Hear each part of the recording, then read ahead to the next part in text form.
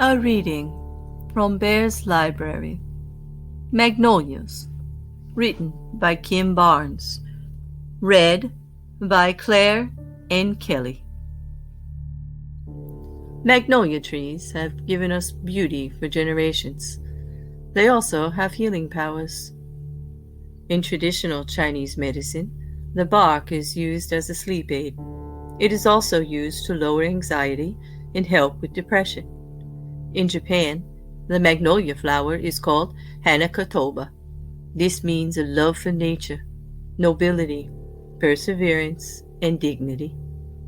Because magnolia trees also have strength and endurance, they are associated with everlasting connections. Wait, hold up. Am I describing a tree or a friend? Working remotely from home affords me the luxury of being able to listen to a podcast or even having some light Netflix playing in the background. I am often on hold with insurance companies, and these are nice distractions from the terrible hold music. This morning, I decided that I needed something with a bit more of a feel-good vibe. I settled on Sweet Magnolias on Netflix. For those that have not seen the show, it focuses on 3 Southern women with a history of a long friendship. They are each very independent and full of spunk and sass, much like the ladies in the movie Steel Magnolias. There's that Magnolia connection again.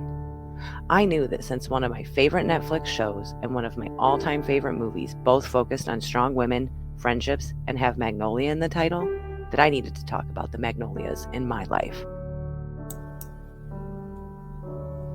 There are times that people will come and go from our lives.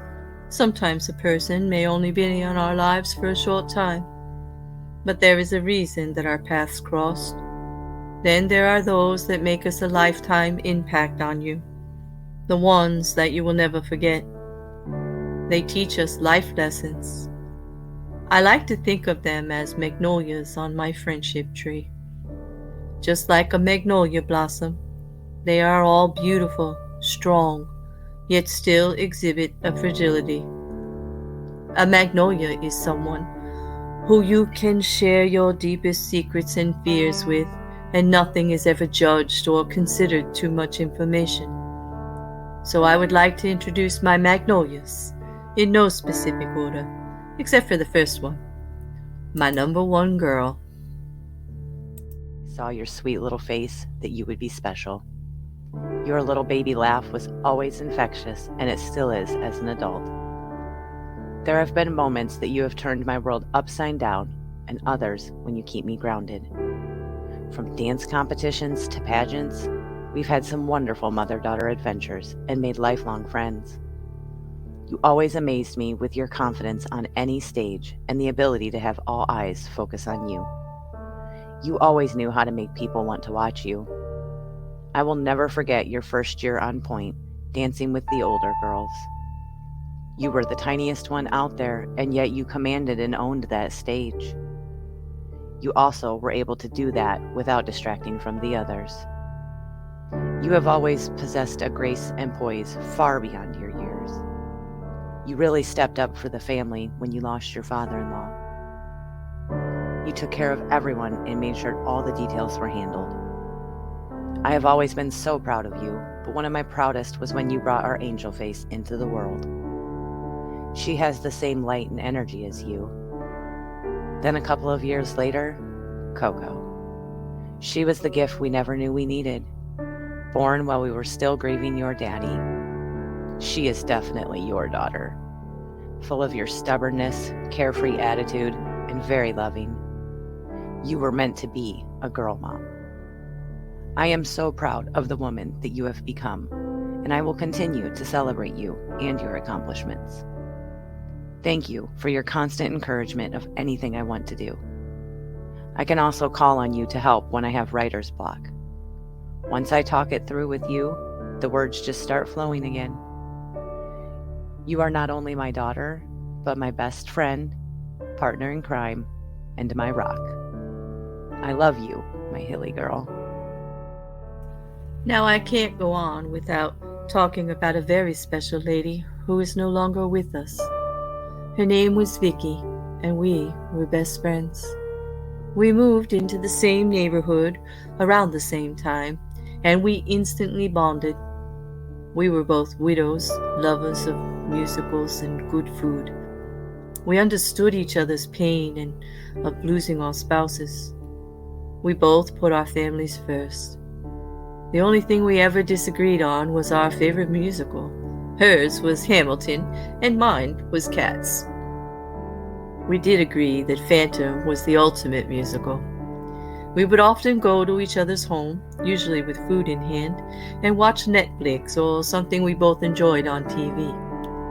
We could be found on weekends going to our favorite little cafe and getting muffins and coffee for a walk on the beach, or we would go to our local farmer's market. Whatever we did, we always laughed.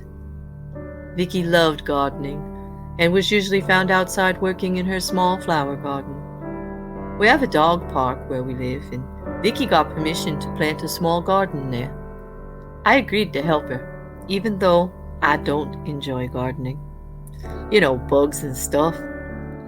We still keep that little area looking great year-round, just like she would. I had planned on making a small sign for that area with the following saying: "Always leave room in your garden for the angels to dance." She also loved to dance. I never got the sign made for her, but plan on getting it done before summer. When my mom was put into hospice care, Vicky was the person who immediately came over to my house that first night. She just held me and cried along with me.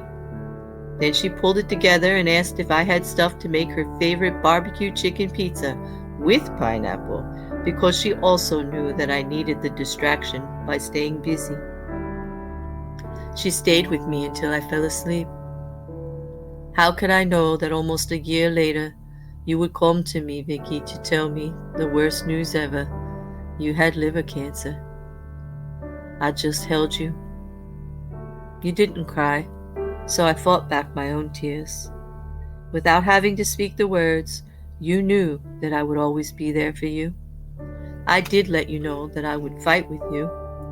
As soon as you left, I was mad. I just wanted to hurt something. Then I dissolved into a mixture of tears and laughter, because I knew that if you had still been there, you would have grabbed something. Then you would have said, "Here, hit this, Kim. Knock its lights out," just like in Steel Magnolias.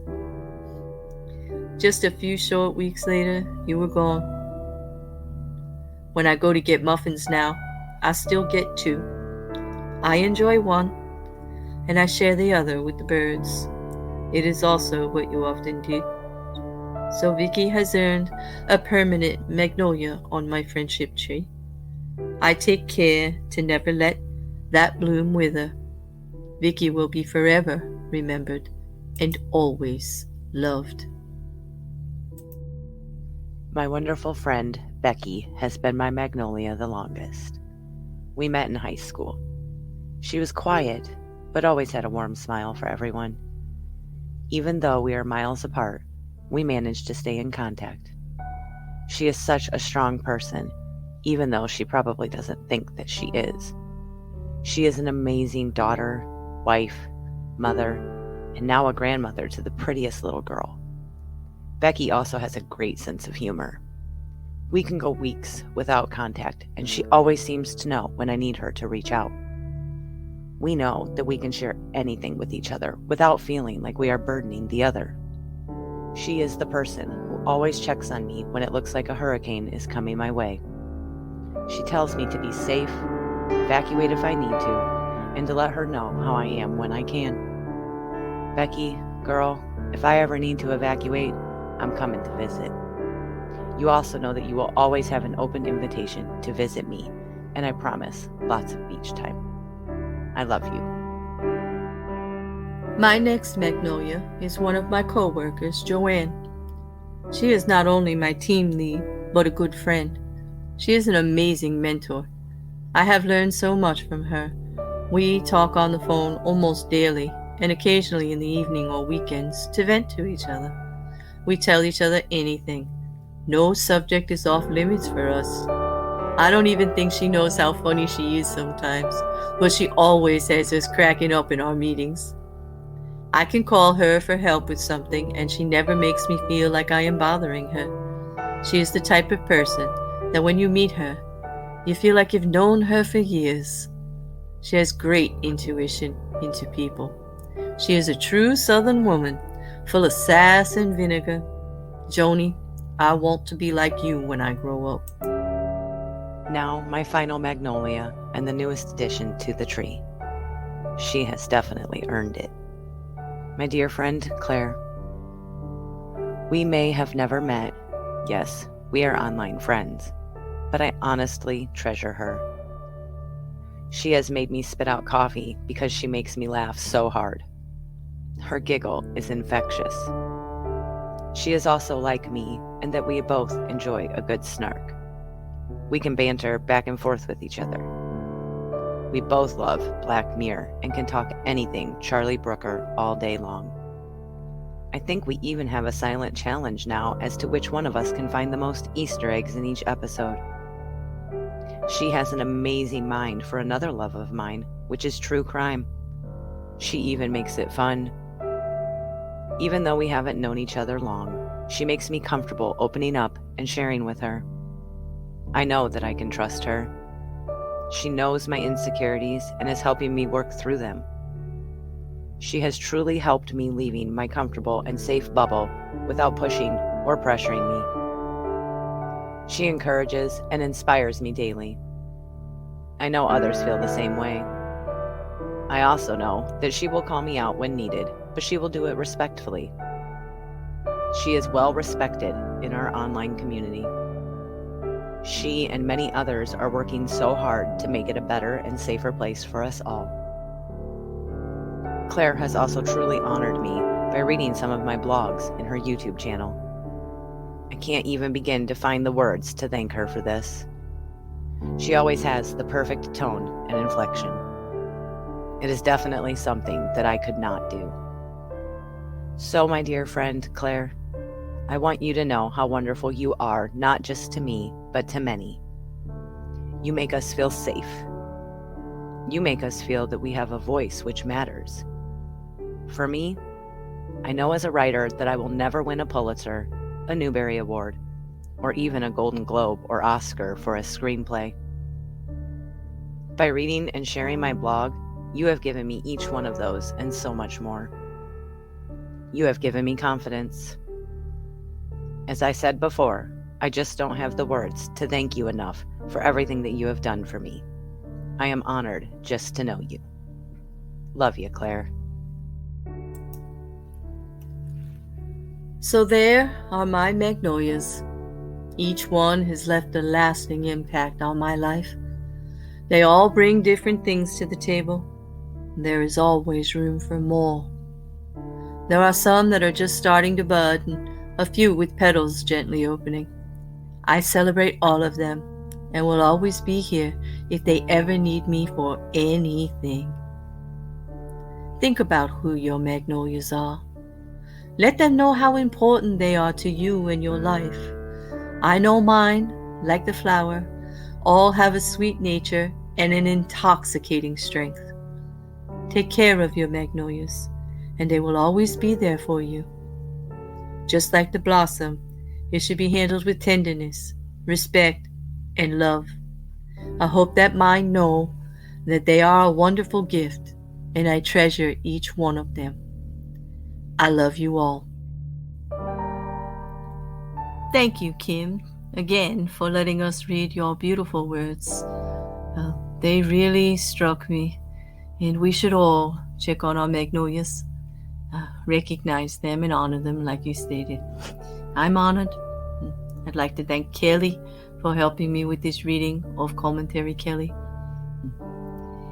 Again, do the YouTube things, everyone, and I will see you soon with another reading from Kim. I just can't get enough. Check out her blog, Irrelevantly Relevant. I have it linked below. Bear out.